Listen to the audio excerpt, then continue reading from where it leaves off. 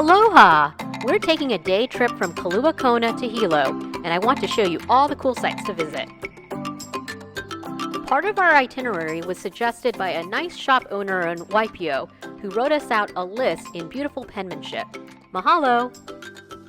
That's Mauna Kea to the left on our over 90-minute journey to the other side of the island. As you can see, they get a lot of rainfall in Hilo, so it's going to be a rainy day.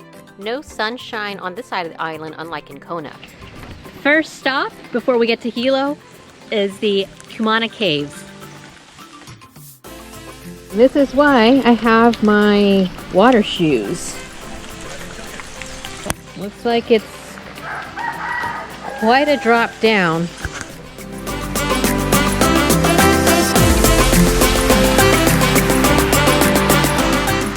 It's a good thing I brought a poncho because it's pretty rainy and wet here. We spent about 15 minutes looking around and then it was on to our next stop. You hear that? The water? Second on our stop is Rainbow Falls. Rainbow Falls is easy to get to from the parking lot. It's literally steps away.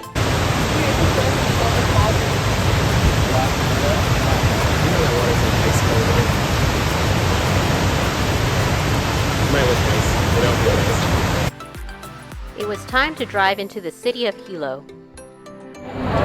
Bring your shopping bag to the Hilo's Farmers Market.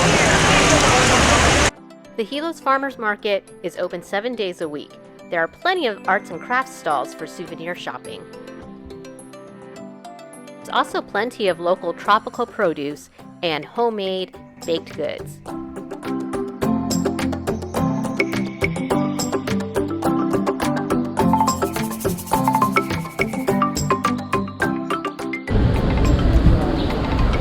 All right, that looks like it was a successful Hilo Farmers Market haul.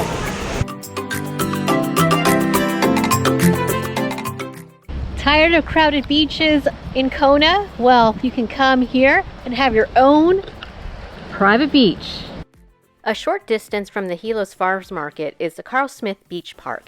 You may be lucky and spot a turtle hanging out, but remember to respect them and stay back. And just a short drive from the CARLSMITH Beach is the ONEKAHAKAHA Beach.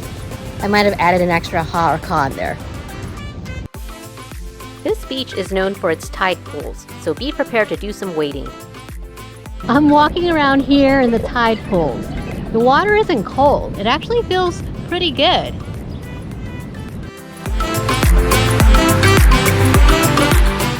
For a local lunch spot, check out poke to your taste. Just as fresh as it gets. Staying true to its name, you get to flavor the poke to your taste with all the fixings. Don't forget to throw in an order of Kalua pork nachos. Now we leave Hilo and head back towards Kona, going up the northern coast of Big Island. We have more spots to visit. For a short hike, take the ONOMEA trail. It may be wet, but at least the trail is somewhat paved, so you don't have to worry so much about slipping. The views from above are spectacular, but wait until you get to ground level.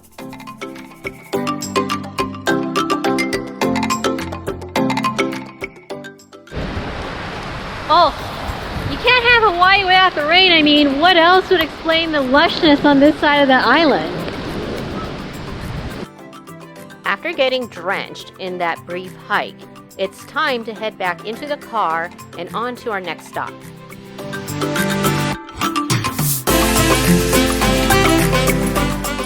You can't have enough waterfalls, so we're on to our second waterfall, the Akaka Falls.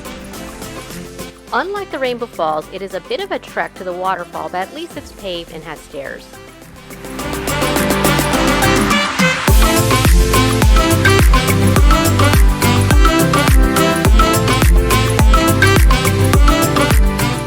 We head towards the last beach of the day.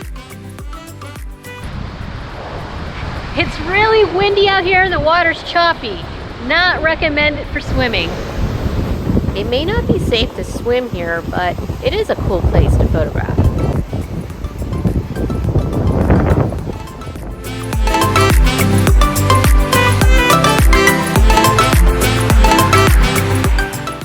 As our last stop before we head back to Kona, we're here at the KALOPA State Park.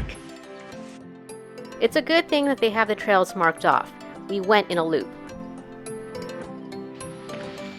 It looks like the rain let up for a little bit here.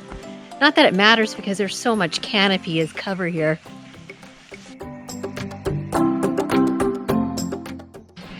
And that's it for our road trip to Hilo. It was a lot of fun. And now it's time to go back to Kona before it gets too dark. We didn't really get to check out WAIMEA that week, so here it is from the card. As a bonus, we were rewarded with a surreal sunset overlooking Mauna Kea as we stopped off in WAIMEA for dinner.